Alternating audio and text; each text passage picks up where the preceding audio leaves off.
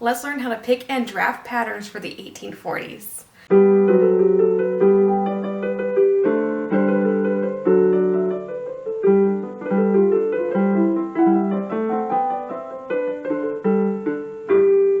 Hi everyone, my name is Caitlin, and on this channel I teach old-fashioned sewing skills and we copy originals. If you're a returning viewer, thank you so much for coming back, and if you're new here, hi, welcome. Again, my name is Caitlin. I have been working through living history for over 12 years now. I think it's actually 14.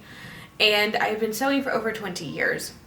And while I no longer work in the museum setting, my husband does, and then I also keep a small collection of originals to help me learn how they were sewn together, and then I come on here and I teach through video how to put things together with authentic 19th century techniques. We are continuing our deep dive into the 1840s today. We have already discussed all the leads for primary research that I found, and also how to pick fabrics. So the time has now come to talk about patterns. So finding good patterns and also drafting some of our own. There's no way I could ever get one video on every single tiny article, clothing, and patterns for them. That's just not realistic. So we're just gonna do the surface layer things and call it good. You know, items of clothing that most living historians are going to need. So I really debated how to organize this one, whether I wanted to do it by garment or if I wanted to do, here's all the patterns you can buy and then here's how we draft our own for people who are a little bit more adventurous. But I think what I'm going to do is I'm going to do it by garment, and then I'll start with patterns you can find, and then we'll move into draft your own each time. So let's go ahead and get started.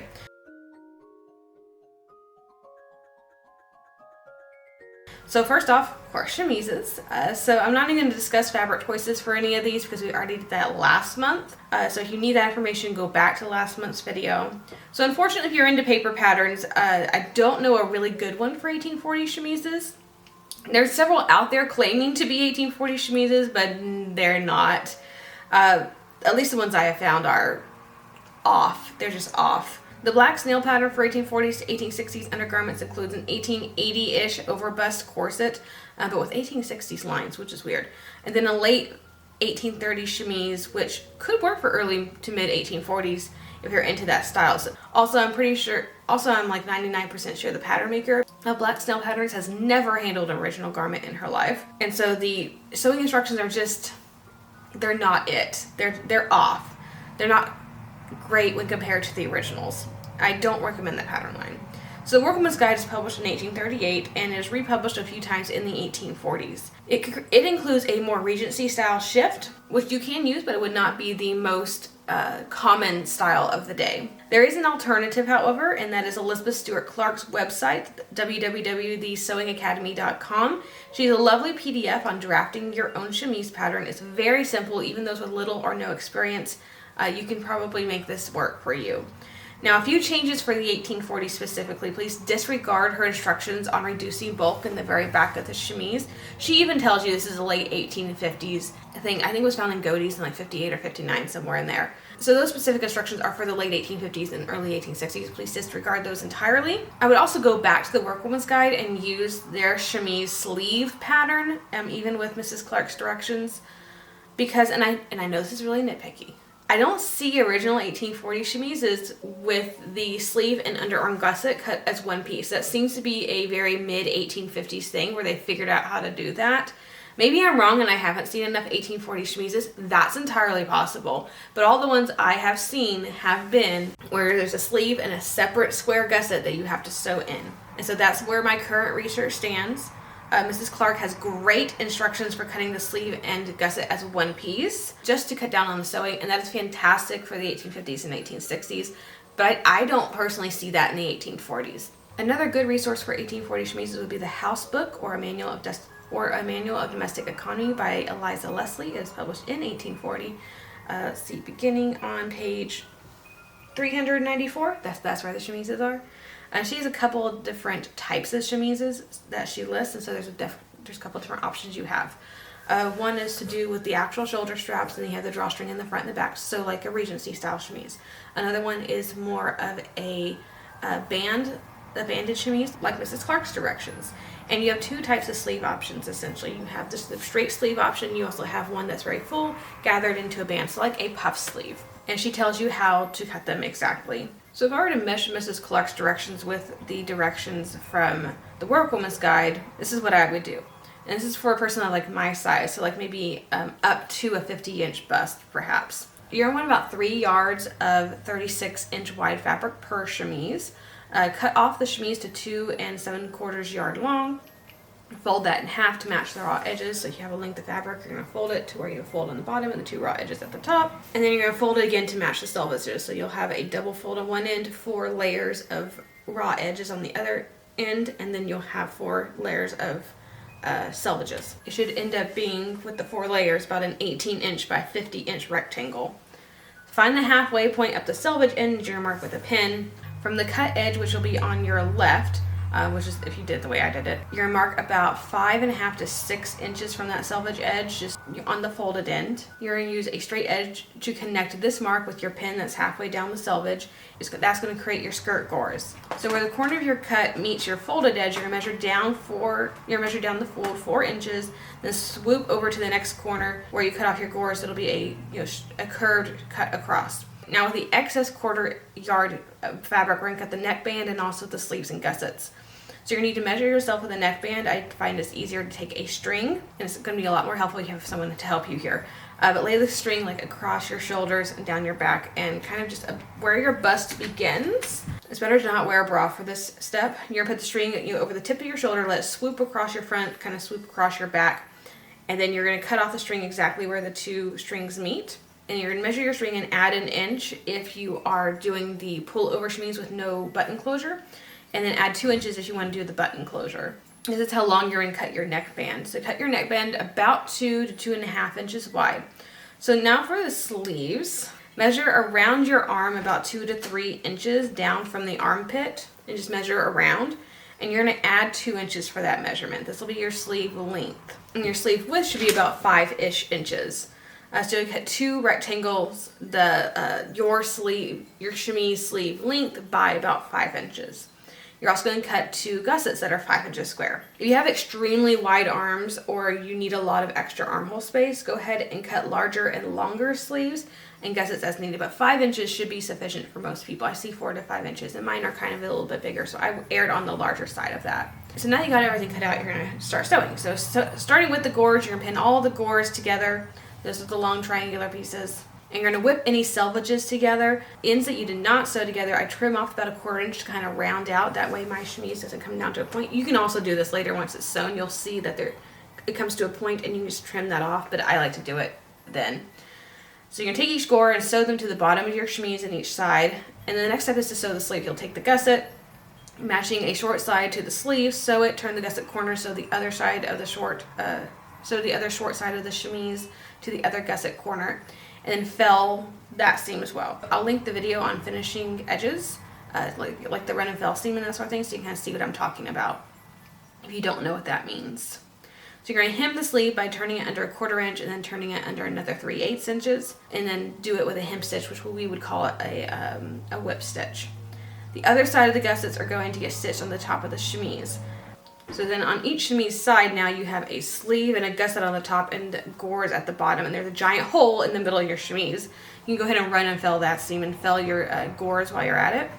If you did end up getting the 36-inch wide fabric and you have selvages here, you don't actually need to fell them. You can just leave it raw because it's a selvage. Go ahead and hem your chemise, turning it under a 1/4 inch and then another 1/2 inch, and then whip stitch that down or hem stitch that down. Then you're going to gather the top of the chemise, sew your neckband to it, flip that over, whip that down after turning it in that raw edge. And if you're doing buttons before you do the gathering, you're going to rip a 5-inch strip down the front of your chemise. You're going to narrow hem that and then take one end and fold it over and tack that down at the very bottom just so there's no gaping in the front. And then after that, you're going to attach your neckband right sides together with your chemise, stitch it down with a firm back stitch. And if you're doing buttons, you're going to place 2 tiny, about 1/4 inch mother of pearl buttons or bone buttons or thread work buttons. They may be placed on the right side of the neckband, and then 2 tiny buttonholes worked on the other side. For a smaller size, you may need to cut your fabric down to be a little bit narrower so it's just not so bulky when you're done. Just make your finished chemise hip length measurement about 10 to 15 inches larger than your actual hip measurement. You may also, of course, narrow the sleeve gusset and thereby narrow your sleeves as well if you don't need as much room under the arm. You can also opt to shorten your chemise or lengthen it as needed. The provided chemise the chemise that I just basically gave you will end up about 47 inches from shoulder to hem. And the chemises can range from about knee length to mid-calf length, so whatever works for you, just use that measurement. Now, if my instructions didn't make any sense, I did try to give you a little bit more detail, but the house book has pretty simple directions, so I'll just read you their chemise directions. It says, make the body of the chemise first, finishing the neck and then putting on the shoulder straps. Then have ready the sleeves. Set them into the sleeve holes at the two sides. The sleeves should be gathered at the top of the shoulder, and the shoulder straps fell down upon them on either side. And again, that's just for a basic swoop neck chemise. If you're doing something with shoulder straps, it's going to be slightly different. The house book does have directions for how to sew together a chemise with shoulder straps. And that also says if you want to trim your chemise, you want to do it with thread edging or tatting or linen cambric frilling. So basically like a tiny little ruffle. You're going to want it to be no more than an inch. The smaller, the better. Narrow hem the top of that. It's a lot of work doing it by hand, but that's the way it would have to be done. And then you can put it on the neckline and also the sleeves. This time period and really up into the 1860s, you don't typically see any decoration on the bottom of a chemise. No embroidery, no edging, no nothing. Just neckline and sleeves. That's all you're trimming. If you're going to trim it at all, you can also just leave them plain. So let's move on to drawers. Drawers are not all required for the 1840s. In fact, my research says they're not actually common at all in America yet, but they are occasionally worn. And if they make you feel more comfortable by having clothing there, by all means. I will be without them because I hate drawers with a passion that no human being should harbor for an article of clothing. The Workwoman's Guide, as well as Mrs. Clark, do have good period directions for drafting your own mid-19th century drawers, but Mrs. Clark's instructions are easier to understand for beginners. So if you're new to sewing or new to drafting your own patterns, use Mrs. Clark's directions. This isn't a common article, so I'm not going to spend a lot of time on drawers. Just please, for the love of all things mid-19th century, don't add gathered lace, elastic, or colored ribbons or lace insertions or anything to your drawers. This is the mid-19th century. The only thing we're going to ever trim drawers on is a white piece of white work or tatting or something like that, and tucks. And most of them are left plain. Your drawer should have straight legs, and the only decoration should be period white work, tatting, or tucks, or the little cambric frill. Now let's talk corsets. So we have some pattern options. Fig Leaf Patterns 242 has a pattern that's copied from an original pair of 1842 stays that are dated on the stay, so we know what they are. It is mostly corded, but you can switch out the corded for boning, and that would also work for the early mid-1840s.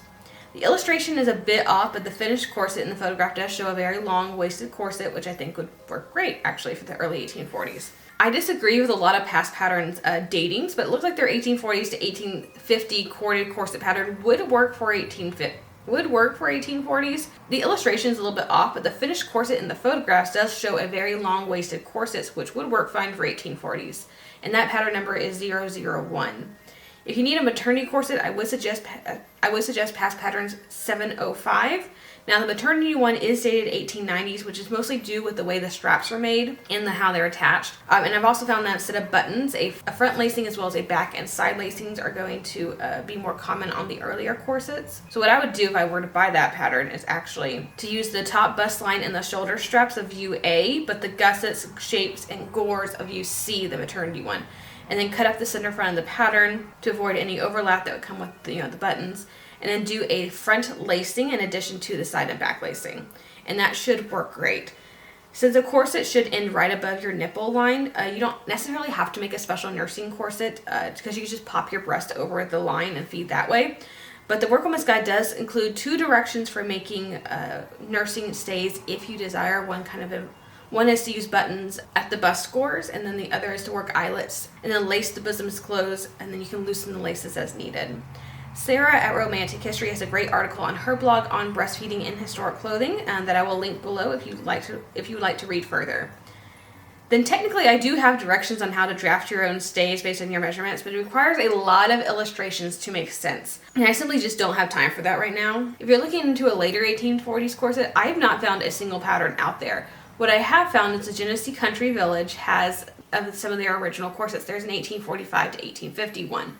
I think they have it dated earlier, but it is definitely mid to late 1840s. And if you have some drafting skills, you can make that fit you. You might have to add to the bust gussets. You may have to add to the hip gussets. I had to add a little bit to the bust gussets when I made mine, and then I added a second hip gusset, and that worked out for me. Basically, we were almost the same everywhere else. But I understand that's like a lot of work for people who aren't used to drafting their own patterns. And unfortunately, I have not been able to find an 1840s corset pattern. Maybe it exists. I haven't been able to find it. Because what you're looking for is something with a really long waist, and most of them are the 1850s to 1860s waist. And then typically I see very long bust gussets, so it's a straight corset, but to make your bust bigger and your underbust bigger than your waist, because that's cut, the side seams cut usually pretty straight, you just have a really long bust gusset. So it's just hard to find something. A lot of people just, I think, use 1850s corsets and then they lengthen the waist. I don't find that's exactly right, but I think the closest a lot of people can get to. So the Workwoman's Guide includes directions on how to make up corsets, but unfortunately does not contain patterns, because corset patterns should be cut to the individual figure, of course. Another great way to get a corset, it is a little involved, but you need a friend, would be to make yourself a duct tape pattern. So I taught a class on this one year. Basically, you need a very old, very fitted t-shirt. You're going to put it on, you have a friend carefully wrap your torso in duct tape. You only want to do a few layers, and it needs to be set on extremely smooth with no bumps. While on the body, I used to take a Sharpie and I would mark down the center front and the center back, the exact side seam under the arm, and mark exactly where I want the gussets. Then cut out the center back. Yes, the shirt will be cut as well, so make sure it's the one that you don't really care about. You're going to cut off 1.5 inches from either end of the back, cut up the side seam, cut up the center front lines as well. If you have a fairly symmetrical body, you can discard half the pattern and only have a front and a back piece. But if your body is different on either side, you're going to just keep them and just label them. This is left front, this is right back, whatever. For the 1840s, I try to flatten the pattern out as much as possible.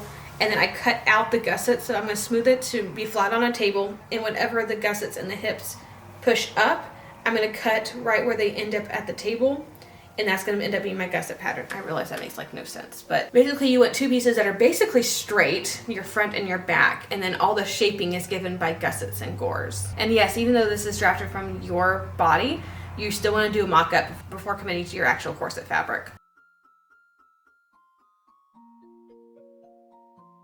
Petticoats. I'm not going to give you patterns for petticoats because you don't actually need a pattern unless you're doing a bodice petticoat or a petticoat with a body, and then you'll just use a back closing close fitting dress pattern and just use short sleeves like chemises. But for regular skirted petticoats, it's super simple. You can use white cotton petticoats, do quilted petticoats, quarter petticoats, wool petticoats, etc. I find that 2 to 4 petticoats are being worn at a single time during this time frame. They are straight rectangles of fabric sewn selvage to selvage in, you want your finished petticoat to be about 90 to about 130 inches at the bottom. Your first petticoat should hit about mid-calf, and they should get substantially longer. Your final petticoat should be about 2 inches above where your dress hem hits. So ankle length-ish. You can opt to set your petticoats on a yoke that will sit better under the long-waisted 1840s dresses. To do this, you're going to cut 2 waistbands. You're going to fold your fabric selvage to selvage, and then from the folded end, you're going to measure down 4 to 5 inches from the top and then mark a line. About 4 inches over the selvage, you're going to mark that 2.5 inches down from the top edge. You're going to connect your 2 lines. So you're going to create, you can do a little bit of curve, but you can just make a straight little V cut essentially. And then the rest of the waistband just cut straight 2.5 inches across. And you're gonna need 2 of those, a front and a back. So you will have to balance your petticoats to get the hem to set evenly. And I think Mrs. Clark has an article on balancing your skirts if you need help with that. I think I have a video on it as well, maybe. So I'll link that above if I actually do. And then finally we get on to dresses. So a good 1840s dress patterns I would recommend would include the Laughing Moon 114 and the Domestic Ladies Dressmakers Elizabeth, which is 1847 to 1852. Both of them are front opening fan front dress patterns, and both include an optional capelet pattern or a pelerine. The Laughing Moon pattern has several looks, including a front or a back opening options with light, moderate, or full bodice fullness options, which is nice. It has a lot of options. There are different sleeve options as well. The Elizabeth pattern is for a moderately full fan front bodice, includes different sleeve options, And it has a fitted lining, so you can make up a plain bodice as well. If you didn't like the fan front look, you can just use your lining pattern to make a close fitting bodice. Then that would be very easy to adjust to a back closing bodice if you desire. But I do find most people like front opening dresses. I just recently also found an Etsy store, which I have not purchased any of their patterns, but I'm intrigued because she drafts them from originals in her collection. The Etsy shop is Kenna Sew Last Century, and she has a few 1840s patterns. Now these are exact copies of original. There is no sizing. What you have to do is, if your measurements differ at all, which they likely will, is to just adjust it. So she has an 1840s evening dress for size large or extra large. She has a large 1840s bodice and then a medium 1840s bodice. So I like what I see so far. I was going to buy the Elizabeth because I really, really wanted to try that dress out, and I have seen and handled that dress in person, so I really wanted to get the pattern. For videos, and if it was just me doing it, I'd probably just use Marna's pattern because I trust Marna's stuff. I know that's not going to be a waste of money, and I've seen the dress in person, so it's always fun to make up dresses I've seen in person. But I like what I see from this pattern maker, and before I start recommending her, I do need to try a pattern. So I'm probably going to purchase this and work it down for my pattern for my dress next month, just to see if I actually still recommend this pattern company or not. So with a ready-made pattern or your own drafted pattern, you will need to do a fitting to make sure it fits you before you cut into your actual dress fabric. Bust and waist measurements alone will not get you a proper fit. You need a mock-up. You don't see me make mock-ups in a lot of my videos because the pattern I've done myself, because I make dresses a lot, that is my mock-up. I have done a mock-up of that pattern. I know how that pattern fits me. That's why you don't see me do mock-ups every single video. That pattern is a mocked-up dress pattern. That's my final fitted pattern from a mock-up. And that's why you don't see me do mock-ups. But you do need to be doing fittings. You do need to be doing mock-ups. Use extra fabric if you have old sheets. That makes great mock-up fabric. You can also just use your lining fabric, and then if you end up having to slice or if you end up having to take darts, you can leave that in your actual lining fabric. It just won't be seen from your outer fabric. I have originals that have tucks and such and stuff put in and gores and gussets put in, and then the dress fabric doesn't. So they use their lining as their fitting. So I'm also certain that Mrs. Clark has a article on fitting. And again, if that is, I will link it above. You can access the link to her website below. And whatever pattern you choose, if you require a dress for easy access for breastfeeding, you would either want a front closing bodice where you can unhook the bodice, or you can opt for either a front or back closing bodice and have a very full fan front bodice and conveniently hide the slits for breastfeeding under that full frontal bodice. You want to bind the slits so you don't have that raw edge there. But a fan front bodice will look really nice, and it will hide the slits. You can even put a hook and eye there to kind of cut them so it doesn't gape open and cause fitting issues. For maternity, a wrapper is going to be your best choice. The out-of-print book Garibaldi's, Ichantes, and Cages, American Fashions of the Civil War Era, 1840 to 1870, has a nice grid pattern of an original 1840s wrapper that would look fantastic as a maternity dress because it has an adjustable belt. It looks like a fan front bodice with a very fitted belt, but it's not. It's a wrapper, and you lace the belt, so it's super adjustable. And that would get you something to look a little bit more like a dress. Otherwise, a wrapper is going to be fine. Now, I have made and explained that pattern in one of my videos, so I will link that above. Honestly, you just use your regular back and skirt patterns that you drafted before, or you did a fitting and you have a good pattern, and get a very full fan front bodice. You can just lengthen your bodice, just straight cut it down to match the length of your skirt. So what I find easier to do is to cut my back, cut my skirt, put it together like a normal bodice. It's just like half a bodice. It's just a back. And then you measure from the shoulder all the way down to the hem. And then you take your front pattern, measure from the shoulder all the way down to the hem, and you cut a straight piece of fabric all the way down, just that length, and then you use that as your frontal piece.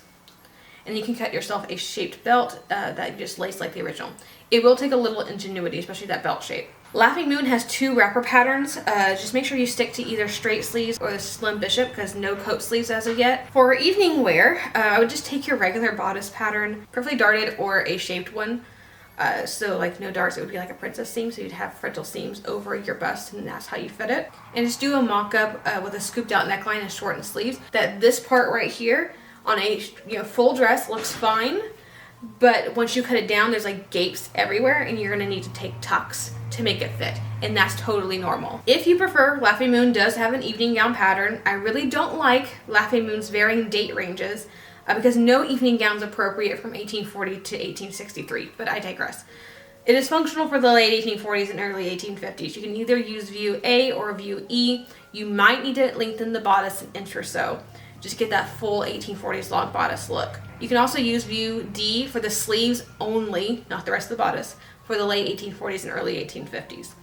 Honestly, you're just going to need to look at originals and adapt the pattern of your choosing to those designs. If you want to more draft your own, I have a short video. I do have a video on how to draft an 1850s and 1860s bodice shape directly to yourself. I will link that above. It's not quite 1840s. There will be some differences, especially in the length of your bodice. But if you take that visual, and I can give you some 1840s references so that you can actually work on your own pattern. So there's the Handbook of Dressmaking by Mary J. Howell in 1845. It has a series of 13 lessons for you, including plates to kind of show you this shape of the bodices. It tells you exactly how to measure yourself, how to take a fitting for dresses. It tells you how to trim everything, how to make everything up on braiding. It tells you how to pipe things, how to make piping, on cutting skirts, how to cut sleeves on full or the fan front bodices. There's a lesson on a wrap or crossover bodice. There's a lesson on cutting cloaks, capes, and collars. There's lessons on different types of bodices. And then also there's a section in the very last chapter on padding. And that's just for padding out things like sometimes especially women who have breastfed. I don't quite have this issue yet, but I'm starting to because I'm getting a little bit older now. When your corset lifts up your bosoms, you will sometimes, ideally, you kind of have this gradual line and it's nice and full. But if you get a little bit older or you have breastfed, sometimes it dips in and it's not a very flattering shape. So sometimes they would pad out right here, just like a little bit of stuffing, just to kind of give you that smooth, natural line if time and children have taken away some of the natural, graceful curvature of that part of your body. It's okay if you no longer have the body of an 18-year-old. With padding and the right underwear, we can get you pretty darn close.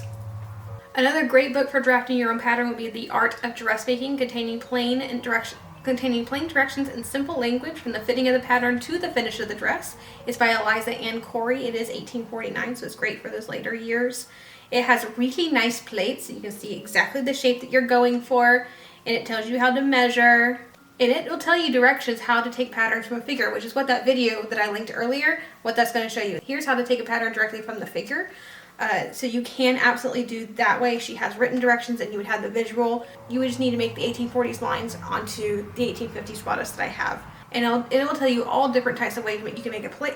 You can make a pleated bodice, a gathered bodice. There's lots of different ways, and it tells you how to do that in these directions. There aren't a ton of pictures. Hopefully you're a little bit more of a visual person. So hopefully you're not exactly a visual person. You can understand things by reading. There is also the Ladies' Handbook of Millinery, Dressmaking, and Tatting, which does not have an author's name. Sometimes when they're written by women, they don't always have a name. They'll just say the authoress of such and such. Yeah, by the author of Ladies' Handbook of Fancy Needlework. So yeah, no name. But it's 1843. It was first published in 1842, and then it was republished in 1843. And so that's an appropriate one. It has a whole chapter on millinery, a whole chapter on dressmaking as well. So it'll tell you all the things you need to know. It also has directions for a lot of outerwear and how to draft those yourself as well.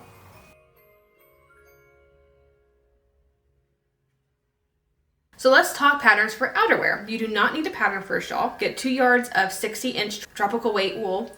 Match the corners and then cut across so you get a 60-inch square.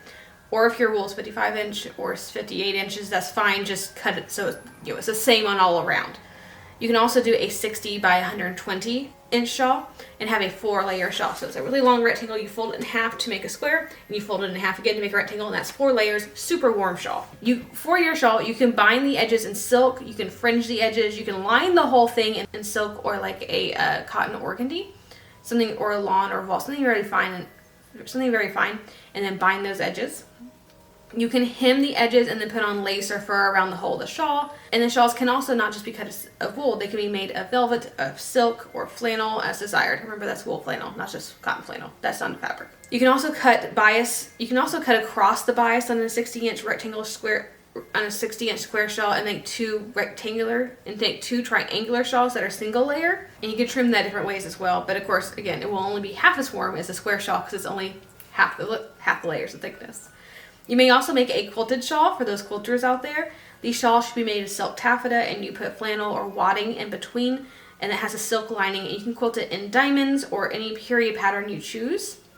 Mantles are more like shaped shawls, and I'm aware of no patterns for them. I've drafted my own before, but they're very simple, honestly. Especially if you have a mannequin, you can usually make it fit you. Especially if you have some sort of mannequin or dress dummy. It's pretty easy to get. I started with draping fabric around the mannequin, and I matched the lines, so I just cut down the center front, and I said, oh, this original has this shape, but I'm going to copy that, and it goes up here. The sleeve's about this long on the mannequin in the picture. The sleeves, this is where it hits on my mannequin, so I'm going to connect those lines.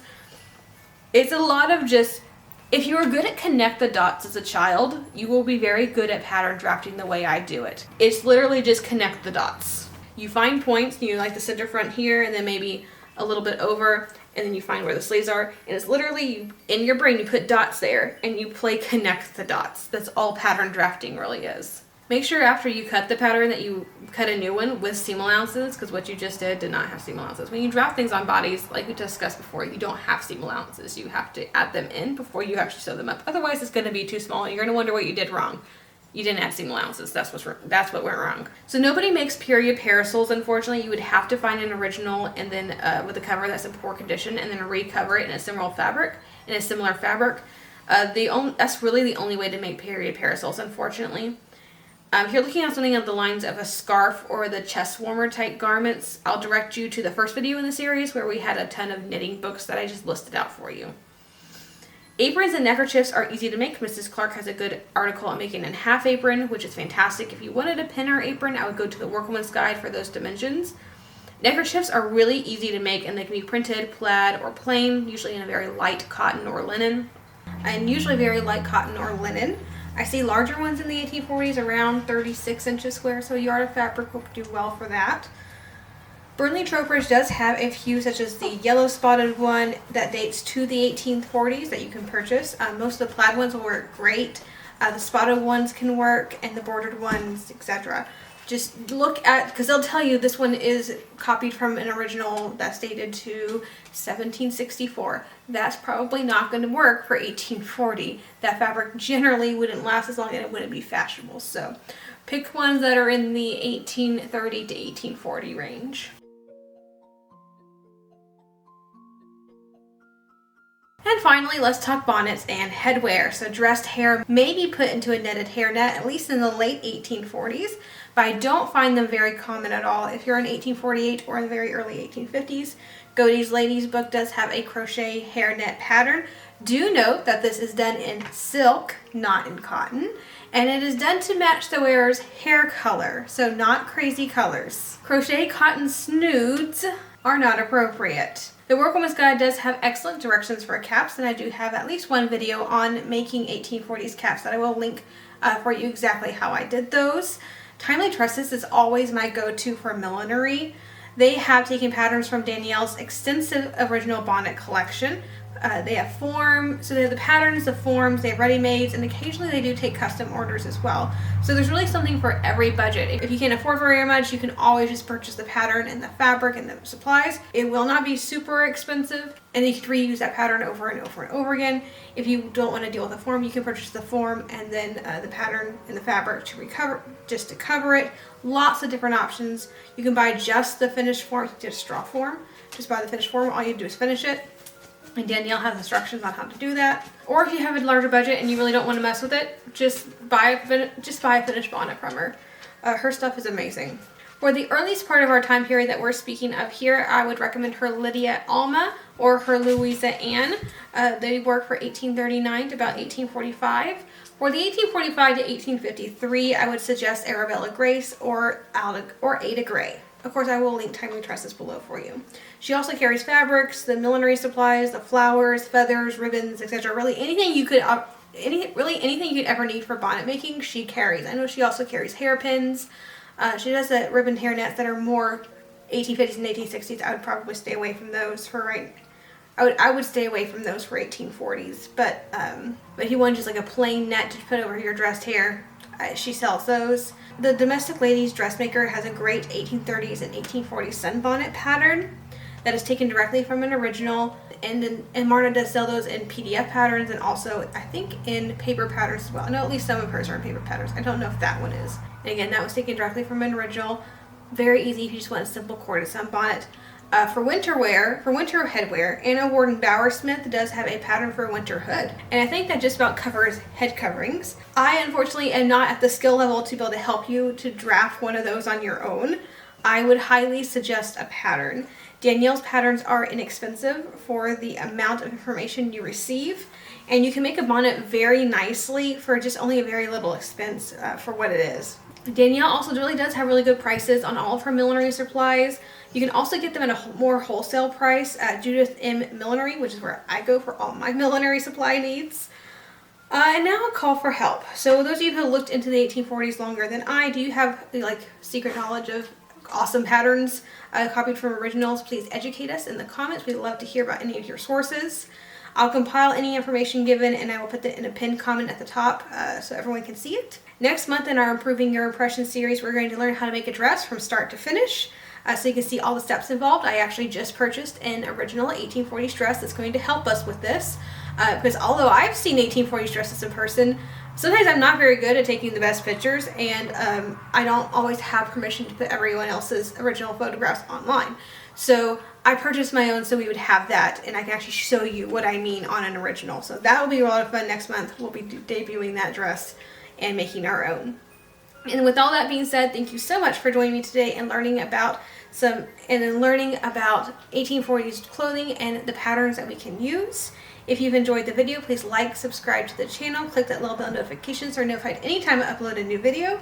And as always, have a fantastic week, and I'll see you back here in the next video.